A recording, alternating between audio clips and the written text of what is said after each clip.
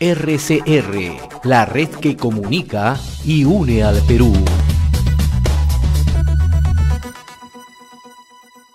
Lo anunciado, ya estamos en comunicación y le agradecemos la cortesía que siempre tiene con RCR, Red de Comunicación Regional, el ingeniero César Gutiérrez Peña, consultor, analista en temas económicos, en temas políticos. César, qué gusto saludarte, como siempre, gracias, un abrazo a la distancia, ¿cómo estás? Gracias, Pepe, por la invitación, con todo gusto, a conversar estos temas que son controvertidos, temas que están en el día a día nacional. Sí, dos artículos tuyos que engloban ciertamente lo que está pasando en el Perú en los últimos días, en los primeros días de gobierno de Pedro Castillo, ¿no? Uno en el Diario Expreso, que lo titulas Predica confianza y practica desconfianza, ¿no? Y el más reciente, ¿no?, en el portal de opinión El Montonero, donde dice ministro Franque traduce a Premier Bellido, ¿no? Entonces, dos hechos que grafican lo que está pasando en los últimos días, ¿no? Porque ni el presidente Pedro Castillo, ni el presidente del Consejo de Ministros, ni el propio ministro de Economía y Finanzas, Pedro Franque, tienen un horizonte claro, en realidad, y la opinión pública está más desconcertada, ¿no? ¿Cómo ves tú el panorama en estos momentos, por favor? Gracias, Pepe. Mira, desde el mensaje presidencial se ha hablado de transmitir confianza a los agentes económicos. Eso lo dijo Pedro Castillo en su mensaje el 28 de julio. Lo ha repetido por un lado Pedro Franque, por otro lado también el Premier Bellido. Pero el tema es que mientras dicen eso, las cosas que van anunciando como hechos, cosas que piensan realizar, pero tampoco lo tienen muy concreto, van en sentido contrario. Yo justamente la columna el día martes que decía predica confianza y practica desconfianza, era relacionado que el día domingo el Premier Bellido se presenta en una estación de televisión de una entrevista y anuncia la participación del Estado, y lo había dicho también en la agencia Reuters, la participación del Estado como empresario. ¿Y por qué genera desconfianza esto? Porque la pregunta es, para ser empresario se necesitan recursos y se hereda un Estado con muchas carencias, ¿no? Producto del COVID-19, producto del mal manejo, producto del confinamiento largo, estamos en recesión. Entonces, no se entendía, eso era contradictorio. O sea, pienso generar confianza en los agentes económicos, pero por otro lado lanzo un anuncio que genera una inestabilidad, porque diría, ¿y dónde va a tener los recursos? ¿A quién se lo van a pedir? ¿A las industrias extractivas? Se lo va a hacer mano militar, y dado que se habla de nacionalización de recursos naturales y se habla también de renovación de contratos ley, y la cosa quedó en el aire. Eso fue el domingo. Pero el día lunes sale el ministro Franque, y ahí viene mi otro artículo que dice que hace de traductor, porque el ministro Franque, algo así como recordando a Carlos Ferrer en la época de Toledo, lo que quería decir el señor Bellido era, no, que vamos a ser empresas estatales ni vamos a ir contra el gas, sino lo que pensamos es participar en el gasoducto sur. Bueno, y la participación en el gasoducto sur, ¿a título de qué? A título de empresario, a título de aporte de fondos no reembolsables, ¿de dónde saldrán los recursos? Porque también requiere recursos, y nuevamente viene la inquietud. Eso será creando un nuevo cargo a las industrias hidrocarburíferas vía regalías. ¿Qué es lo que se piensa? Entonces, por eso el mensaje era, se lanza el discurso de crear confianza, y se lanza, por otro lado, un discurso de ser empresario, que la pregunta es por dónde viene el fortalecimiento de los recursos para hacer actividad empresarial. De ahí yo creo que es el contexto que estamos viviendo. Estamos en el reino de la generalidad. Ellos siguen predicando como si fuera en campaña, pero hechos concretos todavía no vemos. ¿Cómo piensan hacerlo? No lo sabemos. Ahora, el otro tema que, incluso citando a lo que tú mencionabas hace unos instantes, César, a la entrevista del último domingo de Guido Bellido a Canal N, al periodista, al colega Enrique Castillo, volvió a insistir con el tema de la Asamblea Constituyente, ¿no?, que es otro ingrediente que genera ya más incertidumbre, ¿no? No solamente en el sentido que el Estado puede ya ser incluso accionista, intervenir las empresas estratégicas, como lo ha llamado el propio Guido Bellido, sino también el tema de la Asamblea Constituyente, ¿no? Y ahí hay un contrasentido, ¿no?, porque tú lo explicas muy bien, de lo que ha dicho Franque, se esforzó, ¿no?, en acudir a cuanta reunión con empresarios, con agentes vinculados al sector económico, etcétera, etcétera, y de un plumazo, ¿no?, simplemente eso queda en cero. Y si le ponemos otro agregado, el tema del Banco Central de Reserva, ¿no?, que también tiene una situación bastante de poca certeza, ¿no? Porque se dice, vamos a recibir a Julio Velarde, los medios informan que no lo ha recibido, hay una leve baja del dólar, nuevamente ayer tiene otra subida y nuevamente el escenario se vuelve más que desconcertante, ¿no? Y sigue la contradicción, Pepe, en relación a lo que tú dices. O sea, el primer Bellido anuncia constituyente. Bueno, eso es discurso electoral, no tiene por qué sorprender. Pero hoy día, si tú ves los medios, Pedro Franque sale con un nuevo discurso y dice, las reformas que pensamos hacer no necesitan un cambio en la constituyente. Entonces, ¿qué quedamos? Pero por otro lado, él dice, y ven, cuando toma el cargo, ¿no? Hace menos de 15 días, dice, nosotros hemos hecho el plan bicentenario, refiriéndose a él y su equipo. Y esto ha sido una especie de atenuación al discurso radical de primera vuelta de Perú Libre. Sí, pero si tú revisas el plan bicentenario que dice Pedro Franque, que es uno de los principales autores, que es un documento de 17 páginas con 7 puntos, justo el punto 7 habla de constituyente.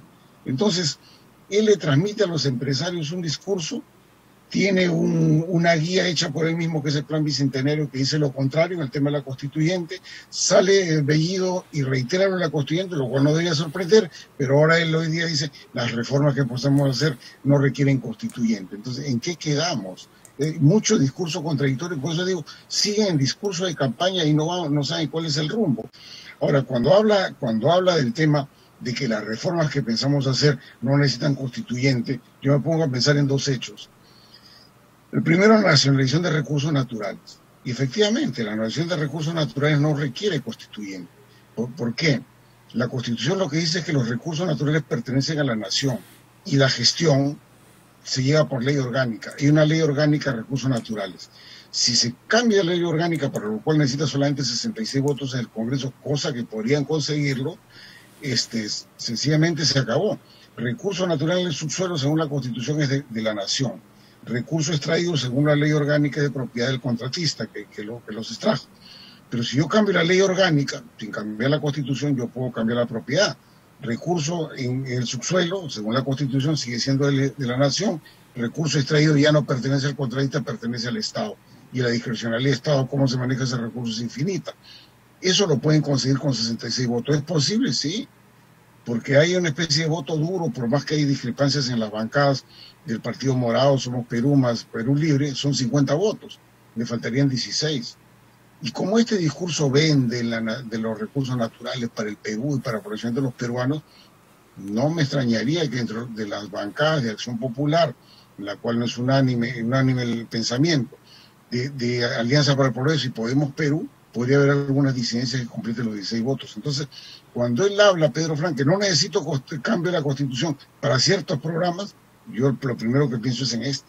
Y eso sí sería un grave riesgo, porque al decretar la nacionalización de recursos naturales, no solamente hablamos del gas y petróleo, hablamos de los minerales y hablamos hasta de la pesca, que están dentro de lo que es recursos naturales. Entonces, sigue la incertidumbre, no sabemos por dónde van. Ojalá que aterrice Pedro Franque, que se anda paseando por todos los medios como es en campaña. Yo le diría, más bien, hay que trabajar en vez de seguir anunciando, y díganos cosas concretas, cómo lo piensa hacer. Yo comentaba al inicio de la llegada de Evo Morales, que tampoco es casual, ¿no? Ya no es un visitante simple, ¿no? Yo considero que se ha convertido en el principal operador político del gobierno, ¿no? Y si uno empieza a revisar, y sobre todo tú que eres bastante acucioso, bastante estudioso, un poco revisando lo que ocurrió con Morales cuando llegó a la presidencia en Bolivia, ¿no? Un poco que se están replicando cada uno de estos hechos aplicados en Bolivia a nuestro país, ¿no? Anuncio de constituyente, ¿no? La conformación de partidos políticos, ¿no? Y probablemente luego venga una andanada de proyectos de corte populista, ¿no? Entonces, la gran pregunta es ¿hacia dónde estamos yendo, ¿no? Y si en esta aventura, como tú dices, de que el gobierno intervenga en las empresas estratégicas, en el gas, en la electricidad, en hidrocarburos o en minería, ¿de dónde van a salir los fondos, no? Y sí, camino necesariamente y inevitablemente a un modelo boliviano, venezolano, nicaragüense, hacia eso camino, eso es estable. Y la similitud con Bolivia es muy grande. el gran, digamos, si tenía un mentor ideológico, Evo Morales era el vicepresidente, que era García Linera.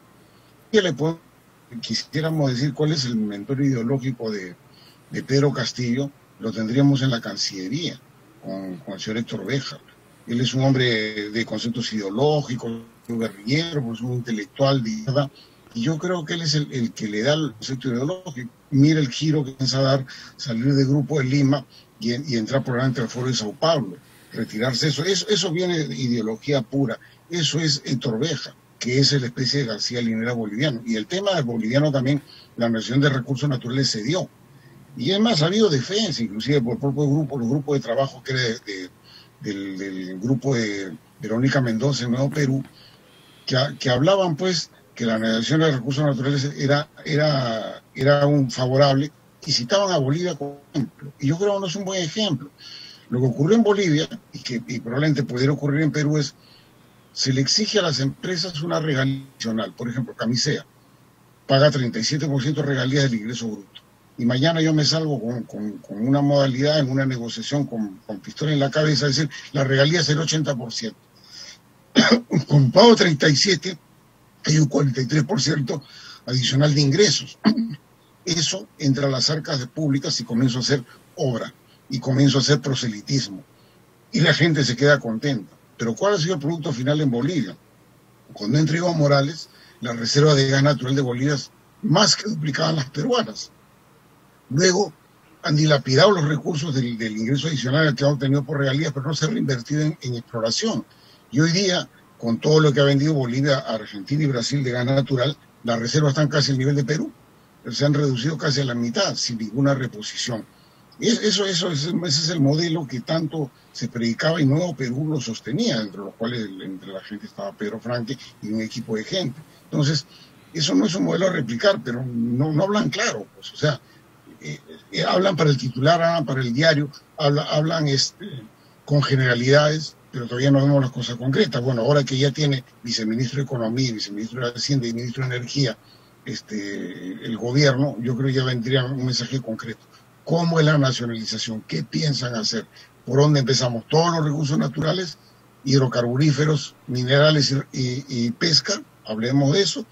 ¿Qué es lo que se piensa hacer con eso? O sea, al no tener propiedad el contratista, la discrecionalidad del Estado de poder vender el mineral al precio que quiera, ¿cómo lo van a realizar? Esos son temas que tienen que aterrizar. Estamos todavía en el titular y esperamos pues que en la presentación del señor Bellido, en el investidor del gabinete, eso se precise. Pero hasta el momento no veo un trabajo de detalle sobre eso, ni el equipo de gente que lo debe elaborar. Ahora, un poco ya para mirar hacia adelante el tema de la relación ejecutivo-legislativo, me gustaría ver sobre un tema que tú lo conoces bien, ¿no? Y que se ha venido planteando reiteradamente el propio Pedro Franque, ¿no? La revisión tributaria frente a algunos proyectos de inversión, ¿no? ¿Es conveniente ello? ¿Es posible? Él habla y lo hablaron en campaña de su grupo, de un impuesto a las sobreganancias mineras, ¿no? Que podría tener una lógica, decir, bueno, los precios están a un nivel no visto antes y necesito una recaudación adicional. Y podría tener un sentido una discusión de cuál es el porcentaje. Pero en este momento que se ha generado tal clima de desconfianza, plantear una cuestión de esa naturaleza, sencillamente va a aumentar la desconfianza de los agentes económicos que están fuera. Y un momento que necesitamos inversión privada, la vamos a terminar corriendo. Si eso se hubiera hecho en un momento en que se negocia sin ningún temor de expropiaciones, sin ningún temor de cambios sustanciales de disponibilidad de recursos naturales, podría ser hasta y discutible de qué tamaño podríamos hablar de impuestos sobre las sobreganancias. Y hay antecedentes, mira, en el caso ecuatoriano, que allá no hay, pero principalmente son hidrocarburos, antes de que Rafael Correa se puso un impuesto a las sobreganancias, es que se tomaba un precio base de los hidrocarburos, que es un precio base del petróleo, en este caso los minerales. Y todo aquello que era precio base, le aumentaron la tasa impositiva en 50%. O sea, el Estado ya participa en 50%.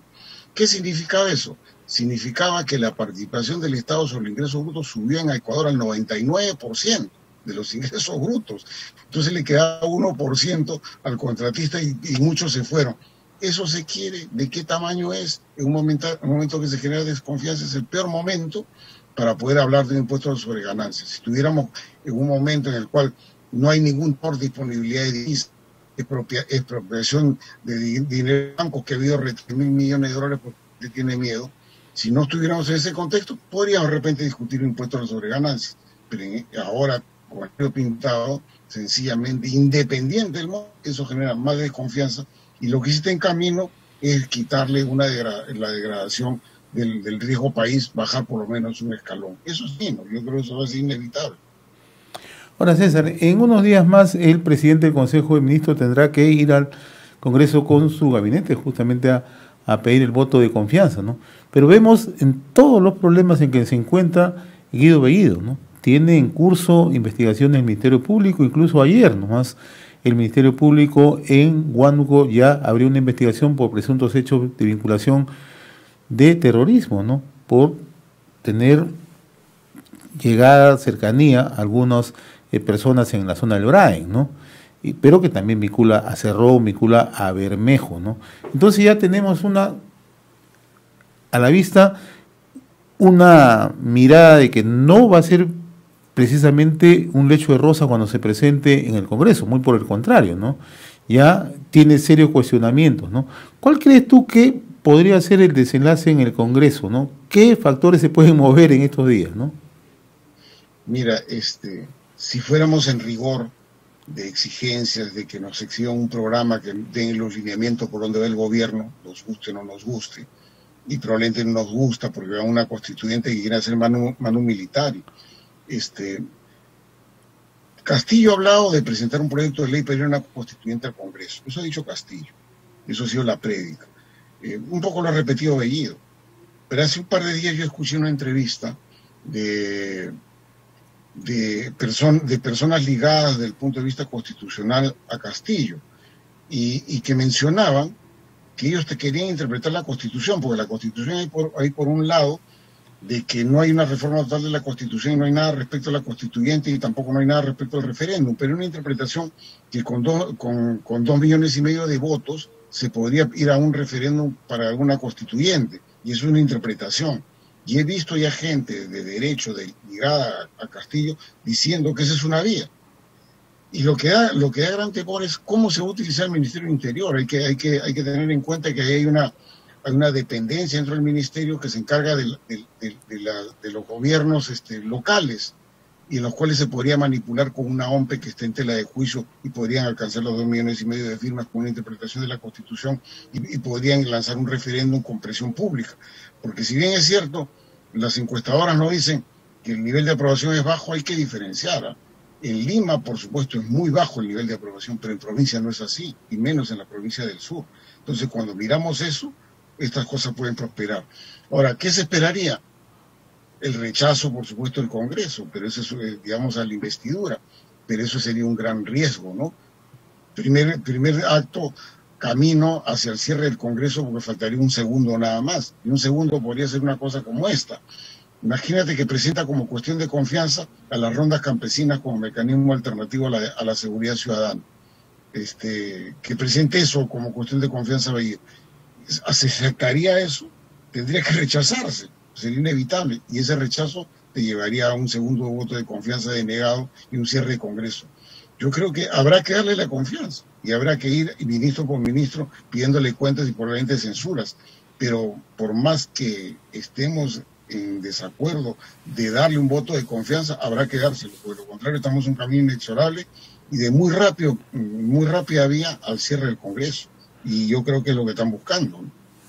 Ahora, estos nombramientos, estas designaciones, tanto en ministerio como en dependencias de distintos sectores, distintos ministerios, ¿son actos fallidos o están hechos con una predisposición, crees tú? Porque hay quienes piensan de que esto se hace casi adrede, ¿no? Para generar las condiciones de inestabilidad en el país que se requieren justamente para lo que tú mencionabas, ¿no? Mira, yo creo que primero es un acto que piensan que con ellos pueden gobernar. Son su gente de confianza, por supuesto no hay el nivel apropiado, pero son la gente en la que ellos creen que pueden ir a confrontar sus resultados. Pero tampoco no les molesta en absoluto que mañana haya un veto sobre ellos y se cae el gabinete y tiene el plan B, que sería cerrar el Congreso. Entonces cumple el doble rol. Si logran, digamos, arrasar como quieren con esos ministros, y pueden, lo van a hacer. Y si le negaran la confianza, pues van a una vía, digamos, a pedir un segundo voto de confianza y que se lo denieguen, que ya sé ahí si sería una provocación para cerrar el Congreso. Entonces cumple el doble fin. Bellido, pues, es un vendaval, ¿no? Sí, va a arrasar.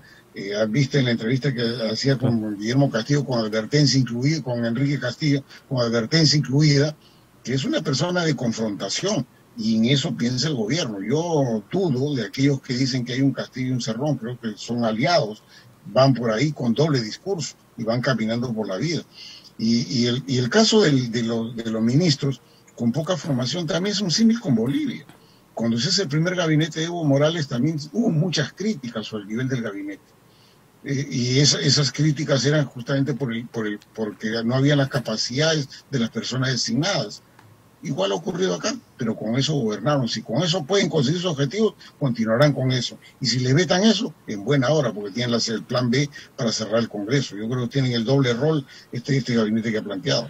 No quiero dejar de tocar como pregunta final, mi estimado César, el tema del Banco Central de Reserva, ¿no? ¿Cómo ves? ¿Cuál va a ser el desenlace ahí? Una novela, parece. Mira, ha habido un trascendido que yo inclusive lo tuiteé, de gente que ha estado muy cerca de lo que ocurrió.